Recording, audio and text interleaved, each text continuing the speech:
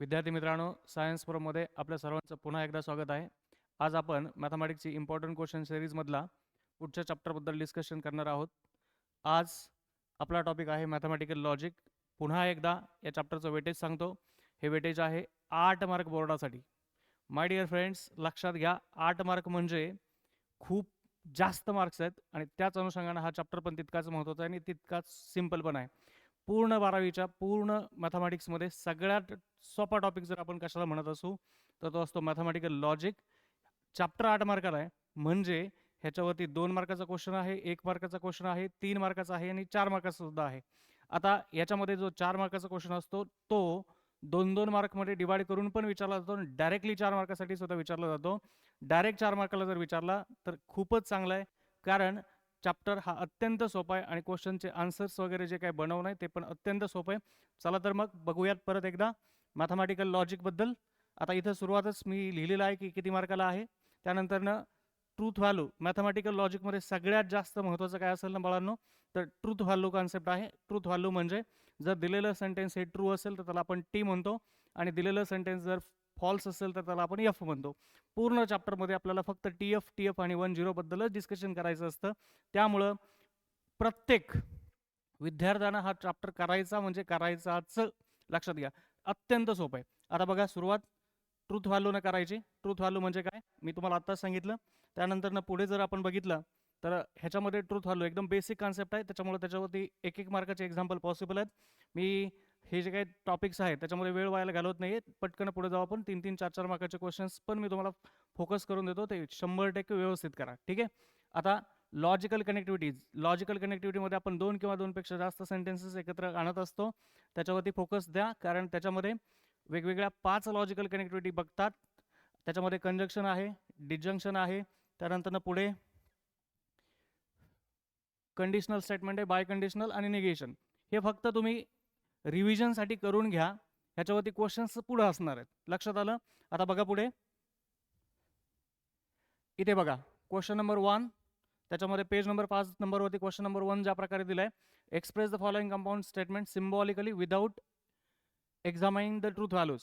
त्यांना फक्त सिम्बॉलिक फॉर्ममध्ये लिहायचं बाळांनो. जर सिम्बॉलिक फॉर्ममध्ये लिहायचं असेल तर 1 मार्कासाठी क्वेश्चन असतो आणि सिम्बॉलिक फॉर्म आणि ट्रूथ व्हॅल्यू सोबत जर क्वेश्चन आला तर 2 मार्कासाठी असतो. मार्क करून घ्या. ठीक आहे. आता पुढे बघा, यामध्ये पेज नंबर 7 काढायचं सर्वांनी आणि बघायचं क्वेश्चन नंबर 2.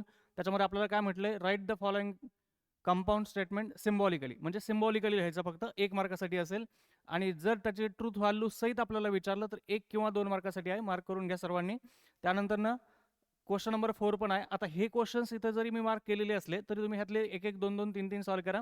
आणि शक्यतो हा जो काही क्वेश्चन नंबर 3 दिसतोय बाळांनो, त्याच्यामध्ये लक्षात घ्या परफेक्ट स्क्वेअर, प्राईम नंबर, त्यानंतरनं मॅथमॅटिकल जे कॅल्क्युलेशन्स असतात, कंपोजिट नंबर्स, ह्याच्यासारखे क्वेश्चन्स परीक्षेला विचारलेले आहेत, जेणेकरून विद्यार्थ्यांमध्ये संभ्रम निर्माण होईल आणि ते एकदम सोपे पण आहेत. परंतु आपल्या जर कॉन्सेप्ट क्लिअर असतील तर डेफिनेटली हा क्वेश्चन अत्यंत सोपा असतो. फक्त तुम्ही लक्षात घ्या प्राईम नंबर कशाला म्हणायचं, परफेक्ट स्क्वेअर काय, कंपोजिट नंबर्स काय, हे थोडंसं ओव्हरलुक करून घ्या. ठीक आहे. आणि आपण त्याच्या पुढे जर गेलो तर आपल्याला इथं एकदम सिंपल प्रकारचे क्वेश्चन्स आहेत, फक्त ट्रूथ व्हॅल्यू कॅल्क्युलेट करायच्यात. पण त्याच्यामध्ये हा मला जास्त महत्त्वाचा वाटतो, क्वेश्चन नंबर 3. त्यामुळे त्याच्यावरती जरा जास्त फोकस देऊन बघा. आणि त्यानंतर निगेशनचे क्वेश्चन्स पण असतात. निगेशन म्हणजे नॉट जोडून लिहिणं. त्याच्यामध्ये सुद्धा तुम्हाला जे काही इक्वेशनचे क्वेश्चन्स आहेत ते जास्त करून विचारले जातात, त्यामुळे त्याच्याकडे लक्ष द्या. ठीक आहे. मी जसं इथं मार्क करून घेतले तसं तुम्ही करू शकता. आता पुढे जर आपण बघितलं तर या चॅप्टरचा सगळ्यात मेन पार्ट जर आपण कोणता जर म्हणत असू तर तो असतो लॉजिकल इक्विव्हॅलन्स. लॉजिकल इक्विव्हॅलन्स म्हणजे एक सेंटेन्स दुसऱ्या सेंटेन्स सोबत इक्विव्हॅलन्स आहे किंवा नाही हे ओळखणं आणि त्याचे ट्रूथ व्हॅल्यूज काढणं, ट्रूथ टेबल्स काढणं. त्याच्यामध्ये सगळ्यात जास्त महत्त्वाचं आहे 3 पॅटर्न्स, टॉटॉलॉजी, कॉन्ट्राडिक्शन आणि कॉन्टिजन्सी. हे तिन्ही पण व्यवस्थित करून घ्या. त्याच्यावरती 1-1, 2-2 एक्झाम्पल जरी तुम्ही सॉल्व्ह केले तरी तुमचे कॉन्सेप्ट क्लिअर होऊन जातील. जसं की पेज नंबर 8 वरती मी क्वेश्चन नंबर 1 आणि क्वेश्चन नंबर 5 मार्क केला आहे. तुम्ही ते बघू शकता. तुम्हाला हे माहीत असेलच, टॉटॉलॉजी म्हणजे सगळे टी, कॉन्ट्राडिक्शन फॉल्स, कॉन्टिजन्सी म्हणजे टी आणि एफ हे दोन्ही एकत्र असतात. ठीक आहे. आता पुढे ह्यातले कोणते पण तुम्ही 2-3 क्वेश्चन सॉल्व्ह करून घेऊ शकता. आता बघा, त्याच ट्रूथ टेबलचा उपयोग करून आपल्याला ते लॉजिकल एक्सप्रेशन इक्वालंट आहेत किंवा नाही ते दाखवायचं आहे. पण जर समजा ते इक्वालंट आहेत किंवा नाही ह्याचा जर क्वेश्चन असेल तर तो डायरेक्टली 3 मार्काला असतो. त्यामुळे त्याच प्रकारे तो सॉल्व्ह करून घ्यायचा. ह्यातले कोणते पण 1-2 क्वेश्चन्स तुम्ही प्रॅक्टिससाठी सॉल्व्ह करून बघा. सगळे क्वेश्चन सेमच प्रकारचे. ठीक आहे. आणि आता ह्या चॅप्टरचं सगळ्यात मेन मी तुम्हाला काय सांगितलं की ट्रूथ टेबल आहे.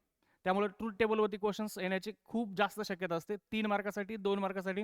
जर मोठा ट्रूथ टेबल असेल तर 3 मार्काला येईल, छोटा असेल 4च असतील तर 2 मार्कासाठी असेल. त्यामुळे हे व्यवस्थित बघून घ्या. आणि त्यातल्या सगळ्यात शेवटच्या व्हॅल्यू कोणत्या आहेत, सगळ्या टी आहेत, सगळ्या एफ आहेत किंवा टी आणि एफचं मिक्सचर आहे, यानुसार त्याचे प्रकार पडतात. क्वेश्चन नंबर 3 बघा. It's a very important on page number 11. ठीक आहे. आता पुढे सी इथं सॉल्व्ह करून दिलेले आहेत, तुम्ही पाहू शकता किंवा स्वतः पण सॉल्व्ह करण्याचा ट्राय करा. एक्सरसाइज 1.2 हा तुमच्यासाठी अत्यंत महत्त्वाचा आहे चॅप्टरच्या दृष्टीनं.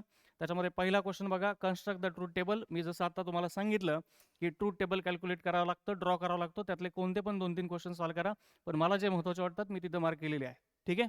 आता क्वेश्चन नंबर 2 त्याच्यामध्ये पण बघा, लॉजिकल इक्वालन्स प्रूव्ह करायला विचारले. पण लॉजिकल इक्वालन्स प्रूव्ह करायला विचारलेलं असताना generally double implies, single implies अशा प्रकारचे क्वेश्चन्स असतात. मी या ठिकाणी मार्क केलेत बघा.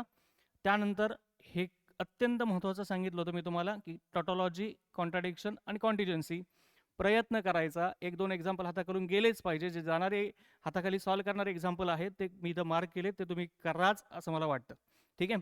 आता आपण पुढे बघूयात पुढचं टॉपिक. याच्यामध्ये क्वांटिफायर्स दिले बघा बाळांनो. क्वांटिफायर्स, क्वांटिफाईड स्टेटमेंट 1 मार्कासाठी टॉपिक आहे, तुम्ही करू शकता. ह्याच्यामध्ये ड्युअल पण 1 मार्कासाठी टॉपिक आहे. हे जे काही टॉपिक्स आहेत ना, हे जास्त महत्त्वाचे काय आहेत, कारण 1 मार्काला आपल्याला ऑप्शन नाही आहे. त्यामुळे तुम्ही हे रीडच करून जायचं आहे, लक्षात घ्या. ठीक आहे. क्वांटिफायर्स 2 प्रकारचे, त्यानंतर ड्युअल पण एकदम सिम्पल कॉन्सेप्ट आहे. आणि त्यानंतर इथे निगेशन टॉपिक आहे. निगेशन म्हणजे आपल्याला माहिती, निगेटिव्ह सेंटेन्स लिहायचं असतं. त्यामध्ये सगळ्यात जास्त महत्त्वाचं मी इथं मार्क करून ठेवले बघा, पेज नंबर 15 वरती negation of P then Q, ह्याचं इक्वालन्स काय आहे हे, आणि डबल इम्प्लायचं निगेशन काय आहे हे. जर तुम्ही मागच्या पेपरचे अनालिसिस केले तर MCQ नंबर 1 ह्या टॉपिकवरती जरा जास्तच वेळा विचारलेला आहे. त्यामुळे फोकस देऊन ते व्यवस्थित लिहून घ्या. आणि त्यानंतर महत्त्वाचा आणखी या चॅप्टरचा महत्त्वाचा गाभा आपण म्हणू तो म्हणजे कॉन्व्हर्स, इन्व्हर्स आणि कॉन्ट्रापॉझिटिव्ह. कॉन्व्हर्स, इन्व्हर्स, कॉन्ट्रापॉझिटिव्ह यामध्ये बाळांनो तुम्हाला CET साठी सुद्धा क्वेश्चन असतो. कोणतं तरी एक सेंटेन्स विचारलेलं असतं जर MCQच्या पॉईंट ऑफ व्ह्यूनं जर आपण विचार केला तर. त्यामुळे तिथं व्यवस्थित बारकाईनं लक्ष देऊन ते व्यवस्थित 2-3 क्वेश्चन हाताखालून सॉल्व्ह करूनच गेले पाहिजे, ह्याचं काळजी घ्या. कॉन्व्हर्स एकतर विचारतील, इन्व्हर्स विचारतील, कॉन्ट्रापॉझिटिव्ह. आपल्याला बोर्डासाठी जर म्हटलं तर तिन्ही पण विचारतील आणि 3 मार्कासाठी विचारतील. एकदम सोपा टॉपिक, एकदम सोपा, म्हणजे प्रत्येकाला सॉल्व्ह होईल असा आणि प्रत्येकाला मार्क्स मिळतील असा. आता question number 1, example number 1 on page number 16 बघा. ह्याच्यामध्ये आपल्याला निगेशन विचारलेलं आहे. मी निगेशन टॉपिक सांगितला. त्यामध्ये ह्या 2 गोष्टी तुम्ही मार्कच करून ठेवा. जर आपल्याला लेस दॅनचं निगेशन विचारलेलं असेल तर ते ग्रेटर दॅन इक्वल असतं. लेस दॅन ग्रेटर विचारलेलं असेल तर लेस दॅन इक्वल टू असतं. ह्या गोष्टी मार्कच करून ठेवा. ठीक आहे. आता आपण पुढच्या टॉपिककडे वळूयात. बघा नेमकं काय आहे. क्वेश्चन नंबर 3 मी जसं तुम्हाला सांगत होतो, कॉन्व्हर्स, इन्व्हर्स, कॉन्ट्रापॉझिटिव्ह याचे 2 एक्झाम्पल इथं दिलेले आहेत पेज नंबर 17 वरती, किंवा तुम्ही डायरेक्टली स्वतः सॉल्व्ह करून बघितले नंतर ते आन्सर चेक केले तरी चालतील. हे अत्यंत महत्त्वाचं आहे. ठीक आहे. आता एक्सरसाइज 1.3 मध्ये ड्युअलचे क्वेश्चन दिलेत बाळांनो. हे ड्युअलचे क्वेश्चन तुम्ही सर्व करून बघा. एक सेकंदात म्हटलं तरी क्वेश्चन सॉल्व्ह होईल आणि 1-1 मार्काला क्वेश्चन आहे. त्यामुळे त्याच्याकडे क्वेश्चन नंबर 2 कडे जरा व्यवस्थित लक्ष द्या. ठीक आहे. आता पुढे question number 4, write converse, inverse, contrapositive. जसं मागचा क्वेश्चन बघितलं होता सेम तसंच. यातले कोणते पण 1-2 सॉल्व्ह करा, पण जनरली अशा प्रकारचे असतात ते पेपरला विचारले जातात. ठीक आहे. मी इथं मार्क करून दिलेले आहेत. तुम्ही पण तुमच्या बुकमध्ये व्यवस्थित मार्क करून घ्या. आता या चॅप्टरमध्ये थोडंसं जे काही विद्यार्थ्यांना थोडंसं डिफिकल्ट वाटतं ते, पण ॲक्च्युली ते डिफिकल्ट नाही. ज्यावेळेस तुम्ही त्याची प्रॅक्टिस कराल त्यावेळेस तुमच्या लक्षात येईल. हे लॉ आहेत आणि बाळांनो लॉवरती depend, without using truth table, prove that अशा प्रकारचे क्वेश्चन्स असतात किंवा शो दॅट अशा प्रकारचे क्वेश्चन्स असतात. त्यामुळे हे लॉ तुम्ही व्यवस्थित बघायचे आहेत. आणि हे लिहित असताना आपल्याला हे जे काय आपण इथं लिहिलेले लॉज आहेत रिझनमध्ये, त्याला अर्धा मार्क असतो आणि इकडल्या स्टेप्स ज्या आहेत त्याला अर्धा मार्क्स असतात. त्यामुळे ते व्यवस्थित लिहायचे. अभ्यास करताना त्याच प्रकारे करा. इथं बघा question number 3, without using truth table prove दॅटचे क्वेश्चन्स आले तर डायरेक्टली 4 मार्काला क्वेश्चन असेल. त्यामुळे व्यवस्थित लक्ष देऊन करायचं आहे. ओके. सी त्यामुळे हे 3 क्वेश्चन्स आणि एक्सरसाइजमधले 2-3 क्वेश्चन्स तेवढे करा, एकदम सोपं होऊन जाईल. बघा इथे 4च आहेत फक्त आणि मागचे 3. 4 आणि 3 7 फार झाले. तुम्ही तेवढे जरी हाताखालून घालवले, तुम्ही तेवढे जरी सॉल्व्ह केले तरी तुम्हाला तिथं मार्क्स मिळून जातील. त्यामुळे त्याला घाबरायची गरज नाही. ह्यातले 2-3 क्वेश्चन तर डायरेक्टली 2-2 स्टेपचेच आहेत. त्यामुळे टेन्शन नाही. फक्त घाबरून जायचं नाही. त्याचा अभ्यास करायचा व्यवस्थित. ठीक आहे. आता ॲप्लिकेशन ॲट द लास्ट, या चॅप्टरच्या सगळ्यात लास्टला ॲप्लिकेशन आहे, म्हणजे स्विचिंग सर्किट आहे. स्विचिंग सर्किट पेपरला येतं म्हणजे येतंच. जर मागचे क्वेश्चन्स 3-3 मार्काला 3-3 मार्काला आले तर स्विचिंग सर्किटचा क्वेश्चन डायरेक्टली 4 मार्काला असेल.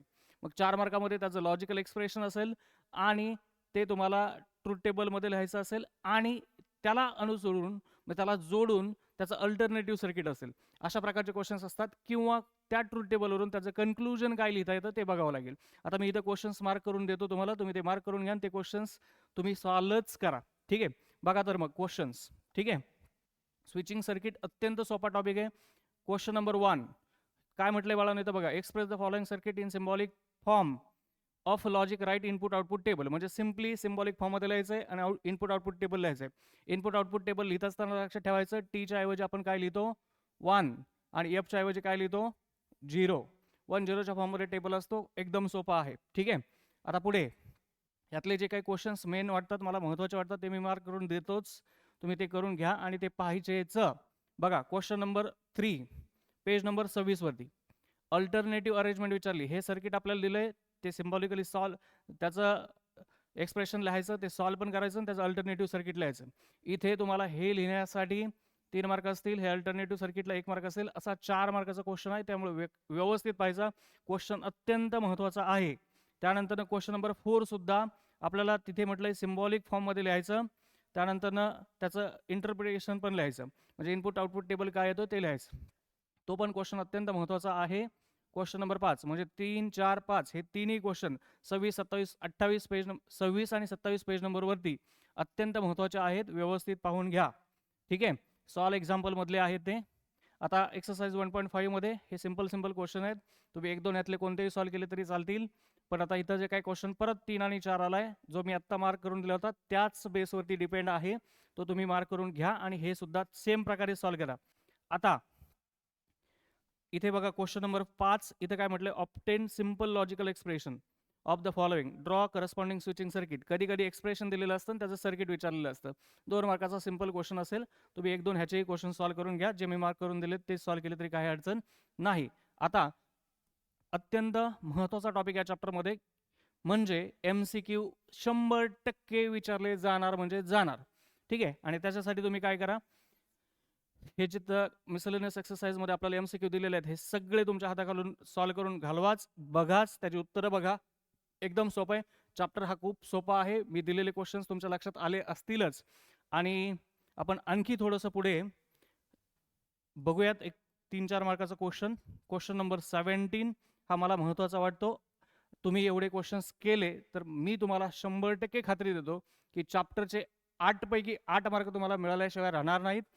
आणि चॅप्टर हा अत्यंत सोपा आहे, पुन्हा एकदा सांगतो.